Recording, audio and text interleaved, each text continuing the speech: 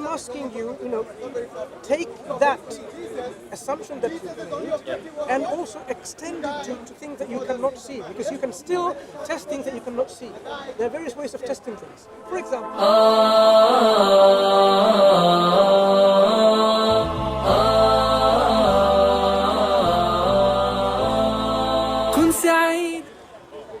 I would like to say, the first thing I'd like to say, and hopefully we could continue into other areas, is why is it not possible for God to transcend logic?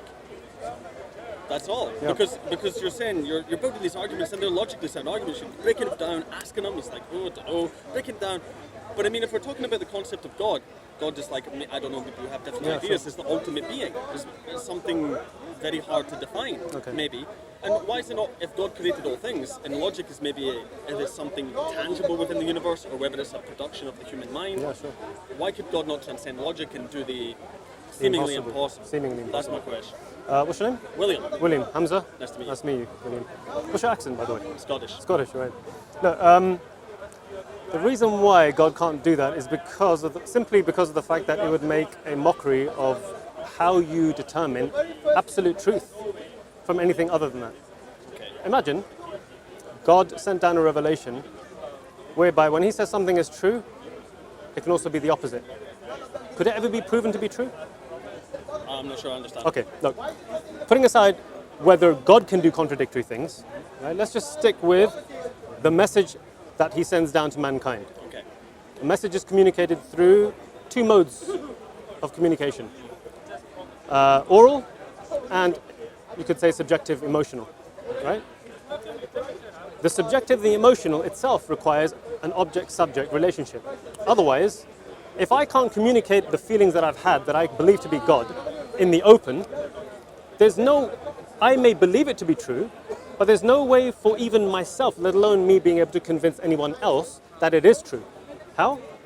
Because if I can't communicate it in the form of an object, I'm the subject, in the form of an object, whereby I can then apply to it what are known as propositions, as I mentioned to Stephen. Propositions are the only way by which something can be proven to be true because they carry truth or false values. So for instance,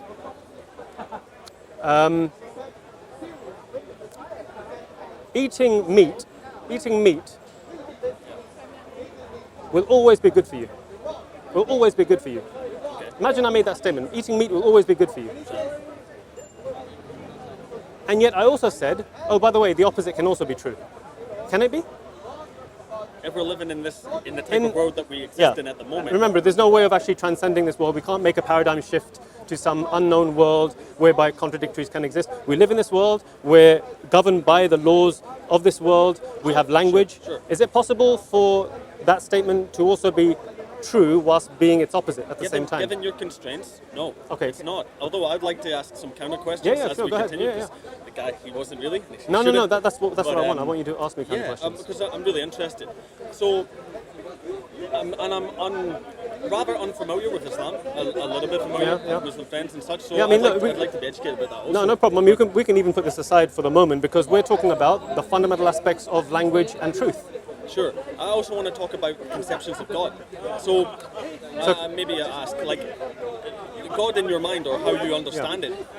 Can we just stick with the example if you don't mind? I mean, unless it's related to the example. Right. Well, is God in part of our corporal world? Okay, I think that's a different subject altogether.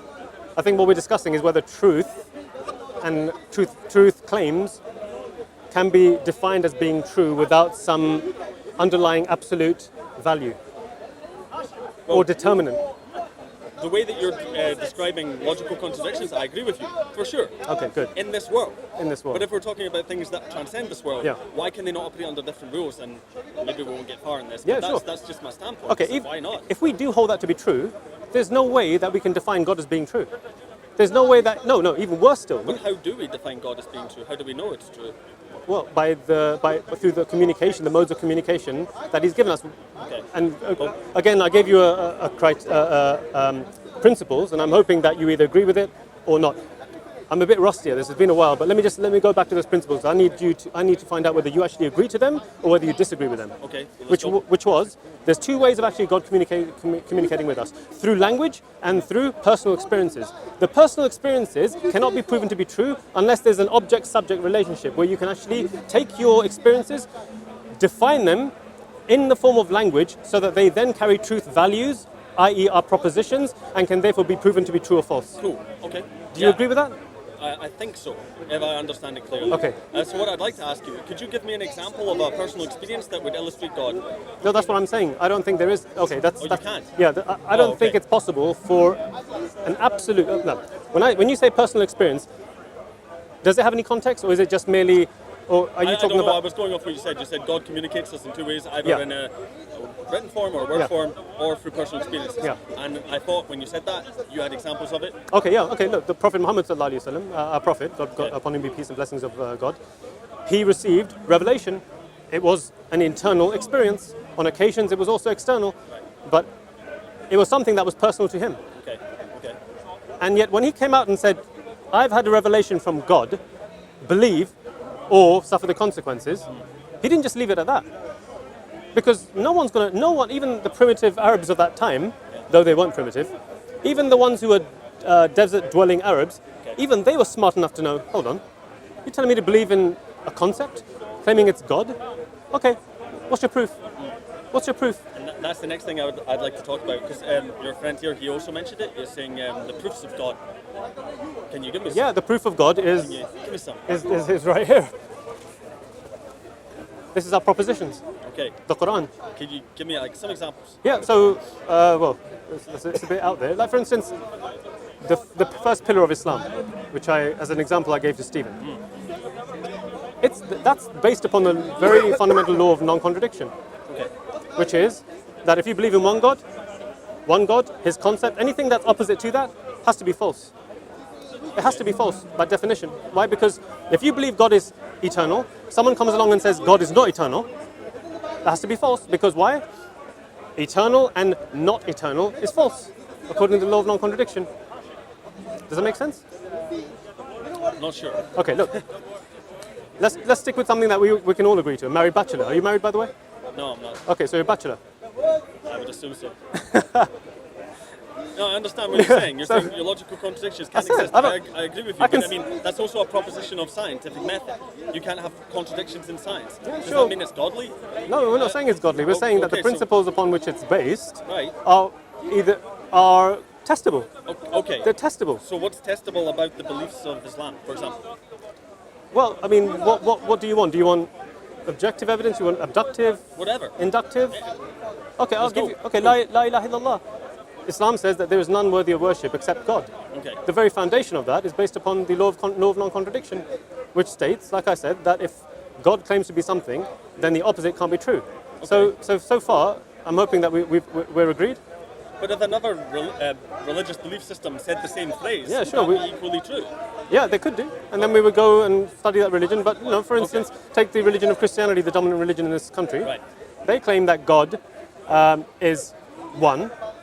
God is all-powerful, and yet they also claim at the same time, as I understand it, that God isn't all-powerful. Why? Because He became blood and flesh and blood, Right. right? And He died. So I understand that, and I'm not an expert in religion on any religion. yeah. In So fact, I'm giving you a crude example here. sure. So in other words, if a religion comes along and says something contrary to that, But you could look at it metaphorically, or you could look at it, I mean, why could God not incorporate itself and then still be God, or work in two different that's a very forms good at the same question. time? Yeah, why can't we look at things metaphorically? Because as far as I know, again, it's an a priori rule. When you interpret books, when you interpret information, the rule is that you approach it in a literal way unless there's clear evidence to the contrary. Because if a person were to go to a book and say, you know what, I'm going to try and understand this metaphorically before understanding it literally, Right. you could say and do away with whatever you want. Right, sure. Okay. God could say, I'm God. You could say, nah, he's not God, he's the devil. The devil could come along and say, I'm God. No, I'm the I devil, understand. I and vice understand, versa, I right? agree. Yeah. So what I'm saying here is that even there, Islam tells us that when you test truth, that you test it literally, not based upon metaphors, because Okay. the world itself doesn't base. Okay, doesn't- that's cool, and Yeah. that's good. So what can we test literally? What do you want to test? What would convince you that God exists? Oh, I don't know if I can give you the own tool for your job. You know what I mean? Like if I want you to convince me, No, I mean, you're asking me for the tool to convince me. yeah, look, I don't know. William, you've obviously thought about God, I'm assuming, over the past however many years you've been on this Yeah, earth. for sure. What is it that you would want God to reveal that would actually convince you that he's true? I'm not sure I have an idea of a single all-powerful God. I'm not sure I know anything about it. You want to take it? What's your personal position about the reality? Okay, I suppose I'd be hesitant to apply labels to it. As one thing I can't say I'm certain, but one thing I'm very sure of is human fallibility and human predisposition towards wanting to understand the universe, which is a good thing. We want to understand how things work. And I can't claim to know anything for sure. So what I'd like to say is there's many things we don't understand about reality and the universe as it's continually discovered through quantum physics and such. How does this work? We don't know. We keep progressing. So I can't claim to say that I know there would be a God behind it, or I know that there wouldn't. So it's basically agnostic, you could say, to be agnostic. I have no idea. So I'm interested in people's ideas and how they and what value they have and what they represent. So that's why I want to talk to you. Even given this position that you have, you accept the concept that you are part of reality, and reality exists. As far as I can tell, I think therefore I am. Because are you a solipsist? Are you someone who doubts everything? I'd like to say I was a Because it's very critic. important. It's very important to understand our position is. For example, if I don't believe or know that this is real, then everything that I explain will be based on that understanding. There are some people who say the reality doesn't exist. This is all an illusion.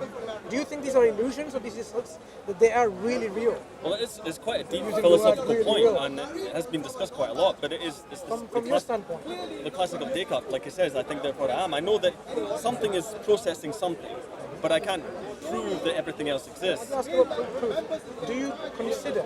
Consideration can come from faith. Consideration can come from knowledge and evidence. Do you consider reality exists in any way, form, or shape? Okay, that I can think, that exists, and I'm perceiving reality. So Are you certain reality exists, or you only think? no, not certain. Right. So we need to talk about in terms of how do we achieve certainty. Is it possible to achieve levels of certainty? Oof, well, that's a tricky one, man. And I mean, every take the first idea you're saying, as in, do I believe reality exists? Let's say I do. It's like, oh, this is going on right now. It's important to actually give our honest opinion about what we consider to be our understanding of things around us, right? Yeah. I mean, obviously, you're having an image of the reality here, Yeah, sure. even though you don't consider it's real. But there's some image that's gone through you, right? You're interacting, you're hearing voices, yeah. you're seeing things. For sure. How can you be certain that these things are part of the reality, rather than you're just having a dream? You can't. You can't. No, technically you can't. This is the aim of his what he's thinking. To know and discover by himself. Of course. So, isn't there any way to differentiate whether you're a brain in a jar in a museum? As far as I'm aware, there's not a way you can do it. No, but we could go on the premise that it does exist, and we can continue. Is this how you behave in everyday life, though? Because you need to be consistent in your approach of thought processes. If you are not sure whether you're actually a brain in a jar, you know what I mean? A jar in a museum, and there's a brain, and that brain is actually having this image, illusion, thinking that having a discussion with Speaker's Corner, but actually it's just there, a brain in a jar, in say in a museum, in a hospital there, Okay. right? Right. So if you're not sure, then it'll be very tricky for you to live your life by, unless you have a certain form of consistent way of approaching your life. If you're not sure, then what is your modus operandi of your life? How do you approach things? When you go and buy food, do you think that food is real, that it's going to really quench your hunger, the drink that you have, or do you go by? I'm not sure. Am I buying it? Is it going to be really going inside me and nourish me and make me feel no more hungry or no more thirsty? When you go and cross the road, do you really think that actually these cars don't exist? So if I walk, I'm not going to be run over. There is no such thing as accidents in the hospital. How do you really consistently approach your life? Okay, well, there's two things. The first is, all I'm saying is you can't prove it, which we can't. The second thing is, how do you approach your life? Well, we're all choosing the way that we live, and we're running on How do you many. live your life? Do you really think that when you cross the road, that actually none of these are real, Okay, possibly yeah. not real. I'm running on the assumption that it is. So you are assuming things are real. Yes. Right, why? Yes. Why? Well, Why assume? I'm not sure if this is going to go anywhere, but It's important to know. Why do you assume things are real when you cannot be certain about the reality? It's important to understand this concept. Why do you assume? You see, when your everyday life, when you want to meet someone for for marriage, for example, you assume she exists, she's real. You don't think it's just an illusion. When you go for a job, you want to get a salary at the end of the month, you assume the salary is going to be real. You assume in your everyday mundane life these things. When it comes to God, when it comes to heaven and hell, when it comes to hereafter, you don't give that same kind of assumption. You don't assume God exists. You don't assume heaven exists. You don't assume hell exists. You don't assume day of judgment exists. no, You have a it's, different it's, consistency. it's a great question. Why is this inconsistency? Oh, because if we're to go on that premise, the things you describe, as in the food and the money and the car and the road and the trees, I can perceive these things. I can physically perceive them. But the ideas of God, maybe I cannot physically perceive them. It doesn't mean I don't think that they could exist, because I do think they could exist. But it means that I can't actually perceive them. I can't test them. You know what I mean? So when you talk about testing, do you believe in empiricism? Absolutely. Then you're not really someone who says the reality doesn't exist. The whole principle behind empiricism is that reality exists, number one. It can be explained rationally, and you can test it. If you say reality doesn't exist, or maybe it doesn't exist, maybe it exists, you're agnostic about it, and whether it's rational or irrational, you're agnostic about it, then you can't believe in empiricism. You can't believe in any kind of testing. Sure you can. No, you cannot. Well, the first... What are you testing? How can you test something that doesn't exist? Tell me. You can't. But why are you applying the test when you're not even sure whether it exists or not? Right. It's coming back to like the brain in the jar. We can't prove either way, but there's no purpose in assuming that we are. If we assume we're just a brain in a jar, then maybe none of our decisions have consequences, but they clearly do. So we can run on the active assumption in our daily lives that things are real, and that's what I'm saying. So you assume you're not a brain in a jar. What are you having discussion now? Well, I could assume both at the same time. I could be I and I want could to not. know your honest opinion. Do you really think you're having a discussion really in Speaker's Corner, or you're just having a discussion in your brain in a jar? Okay. Well, I don't have strong evidence either way. I'm not asking for evidence. I'm That's just really the asking for key. your honest opinion. My opinion is Your worthless. opinion, I'm asking for your honest statement on this matter.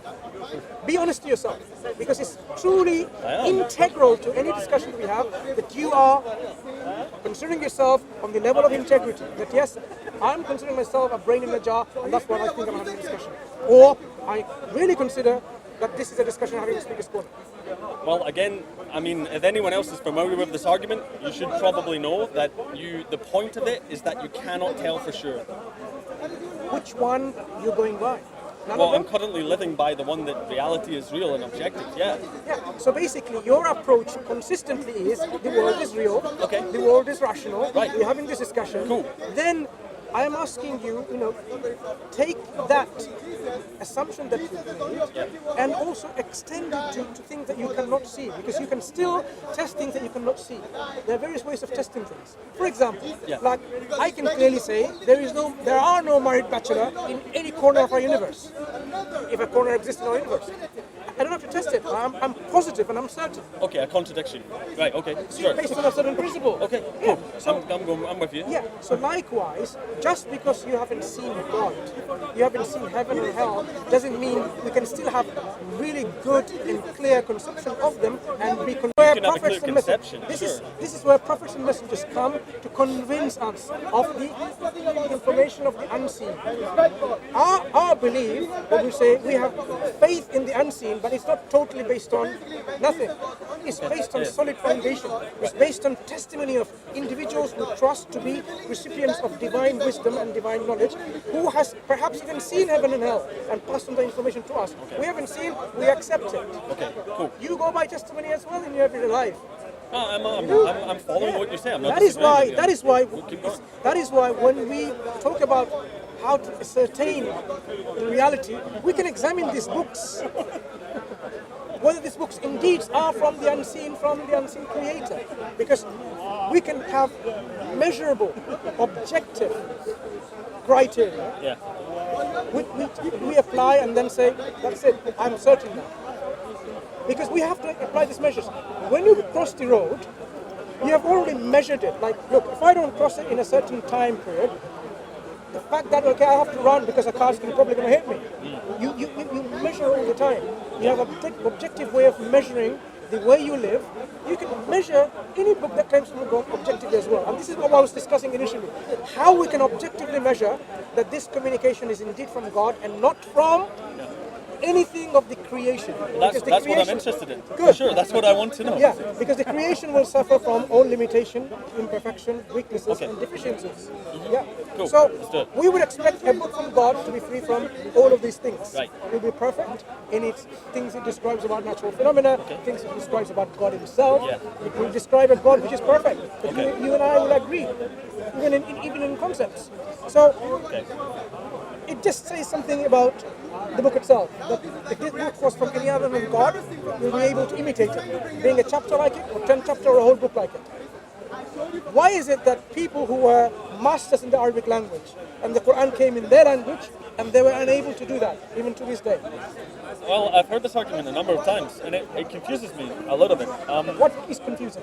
Well, when you say that it's like it's perfect or it's masterful, I didn't say it's masterful or perfectly masterful. Okay, what did you say? I said it challenges people to imitate it, to bring something like it. but what are your criteria to make it like it?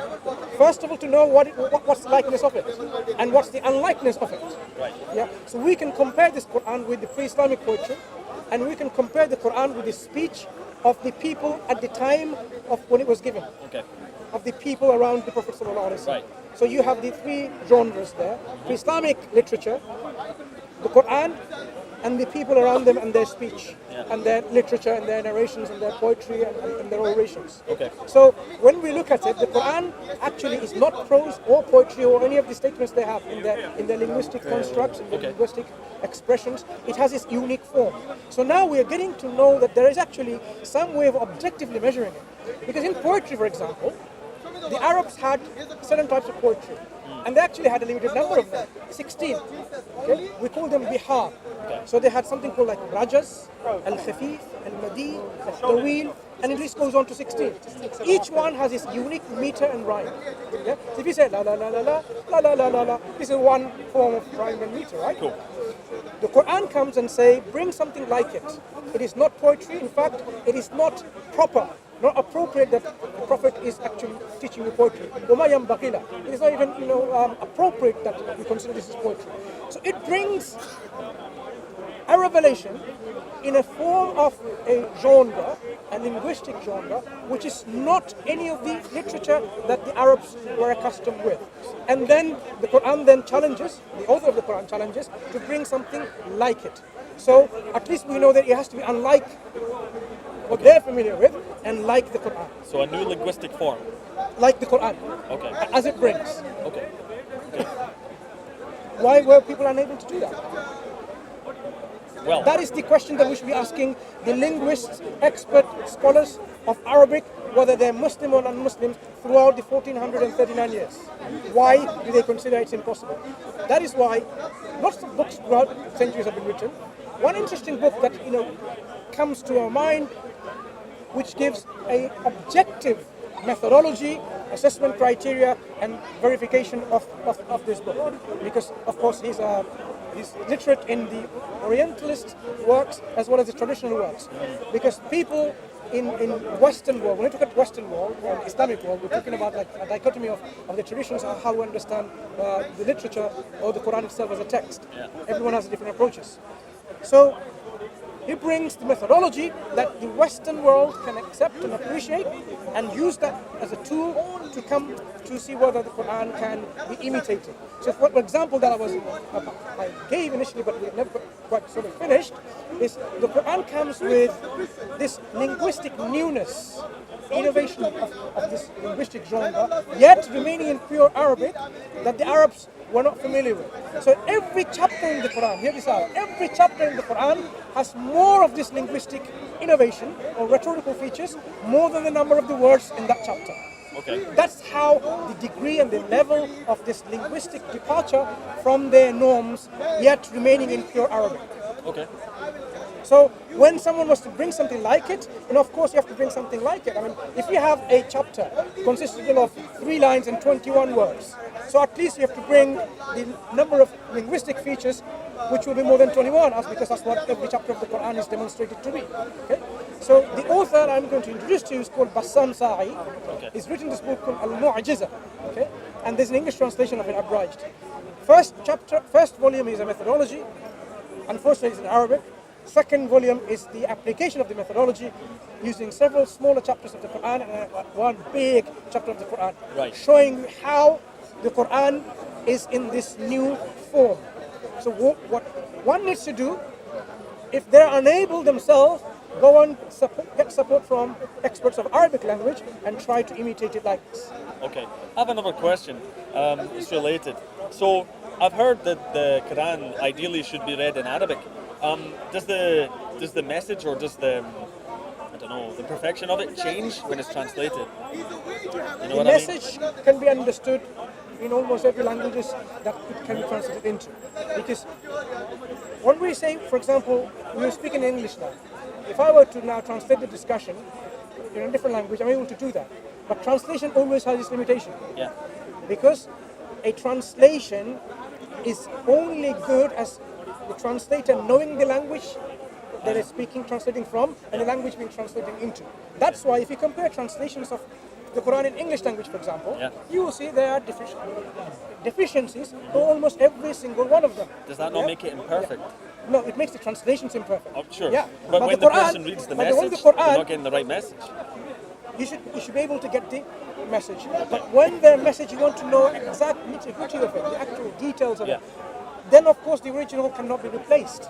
The original gives you the full message. For example, a word in the Quran, say God is Al-Ahad, Qul huwa Allahu Ahad. Now you can translate that as Ahad means one. He might translate, someone might Ahad means unique. Ahad means totally, one of its kind. There can be degrees of this because the word itself, can have the shades of meaning. Yeah, for But sure. when you go into the Arabic, you have the full package of the shades of the meaning. So it gives you all of that meaning. Of course, you contextualize the meaning within the text. Okay. So the Arabic Quran is always going to be your best explanation of the Quran. Yeah. Anything else besides that will be an approximation. Okay? It could be a very good approximation, but it will suffer from its limitation. Right, okay. That's why it's always encouraged. If you're not even an Arab, learn the language of the Quran. That is why Muslims throughout the time, throughout the places, they always read the Quran even if they don't know in the Arabic language itself. So that they're constantly in touch with the original language of revelation. There's several reasons of why to read the Quran and to keep the Quran in Arabic language. Because once you translate it into a different language and you make yourself distance from it, you will eventually lose the language itself, what it was. Yeah. What the Arabs did, to their credit, very clever, when they started doing it. They had foresights of the future, I'm sure, way before anyone can even imagine. They started compiling dictionaries very early on to preserve the language, so that the Quranic words can be understood from the language that are preserved within the Arabian context at that time. Cool. Because if they didn't preserve the language, now you can claim and say, the Quran says what? Nafs. Nafs doesn't mean soul, it means a car. You can just give it a new meaning altogether. But when you go to the actual dictionaries of the time of the Quranic period, this is what they said. Nafs means a soul or a self and so on. So you cannot introduce totally a new fake meaning of it. All right, I understand. Okay, cool. Thanks for your answer. I have another question. That's all right.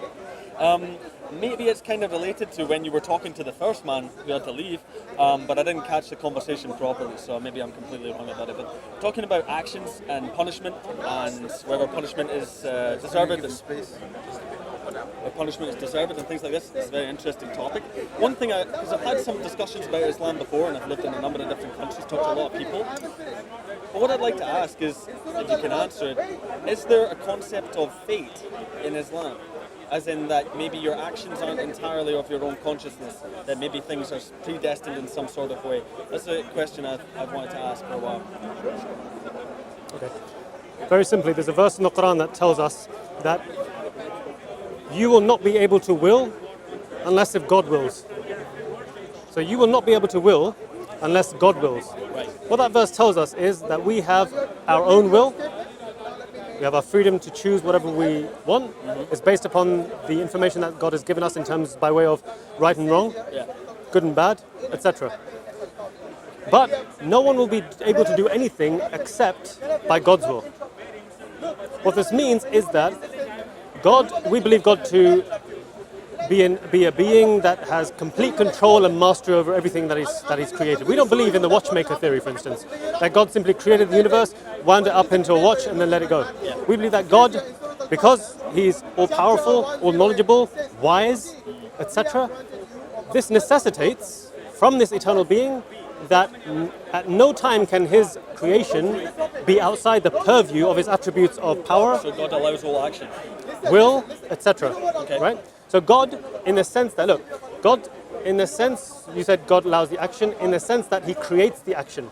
Because nothing can take place except by God, through God creating the action. What would be the purpose of God allowing that to happen Sure. when he could allow, obviously, immoral actions? Yeah, sure. I mean, it's important that you actually understand the first part. Yeah, so the first part is, we have a will, God has a will, God's will is operative in time, meaning that when we choose to do anything, like for instance, this is how deep the concept of predestination, al-qada wal-qadr is in Islam.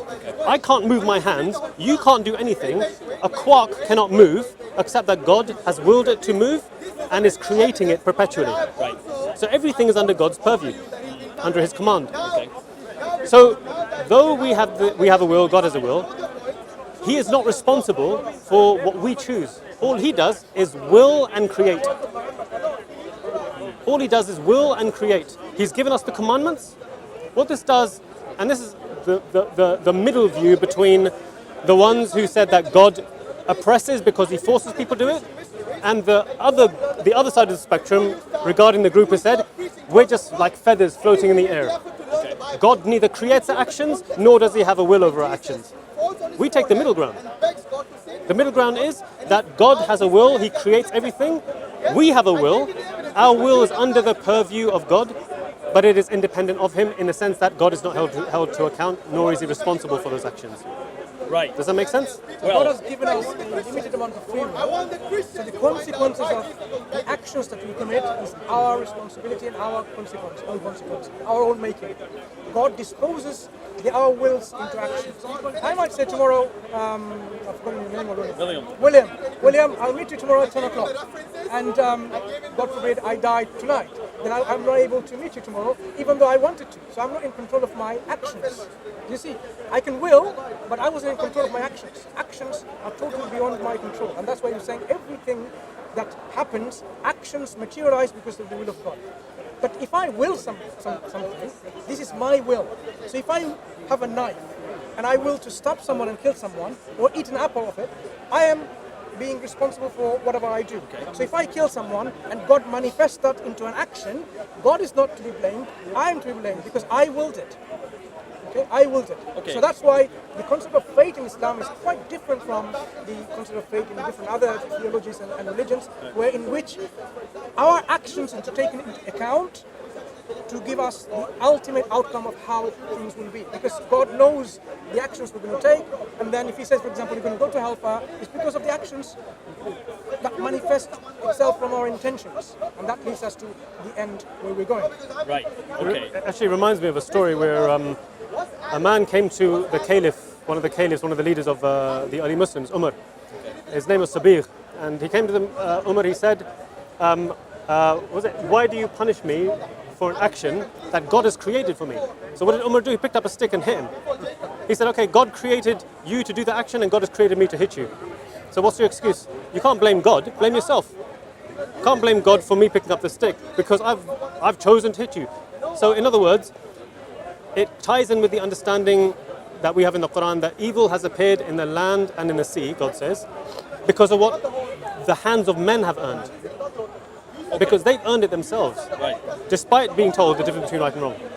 it seems very convoluted way of looking at fate, and obviously it's my first exposure to your description of it, so I might not understand it entirely in the way you want to represent it. But it seems maybe, is it not unnecessary? Why not just say that men are in control of their actions, and God says you should do that, you should do that, and then men are free to choose? Because that seems to be how it plays out.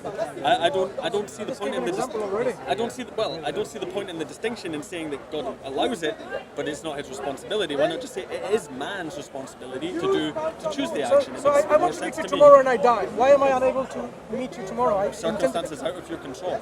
So who is in charge then? Fate, random chance. Remember, if you want man to be in control of their actions, intentions, right?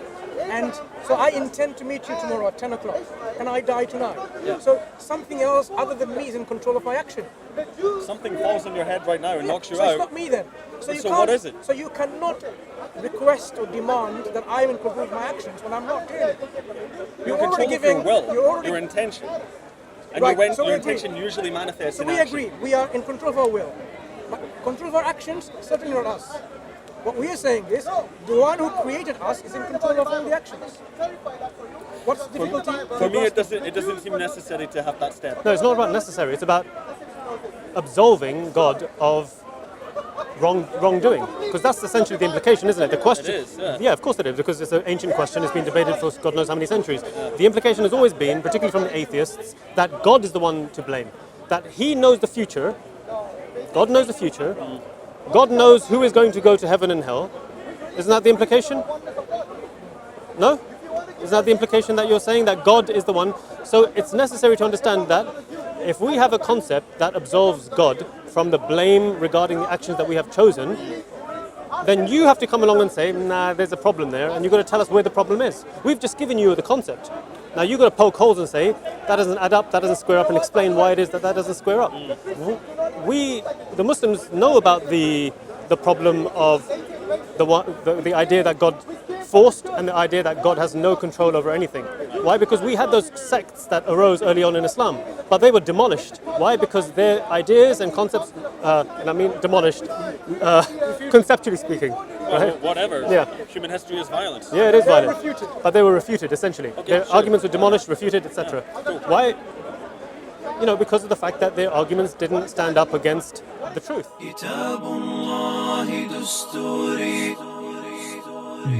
كتاب الله دستوري وخير الخلق أسوتنا بسنته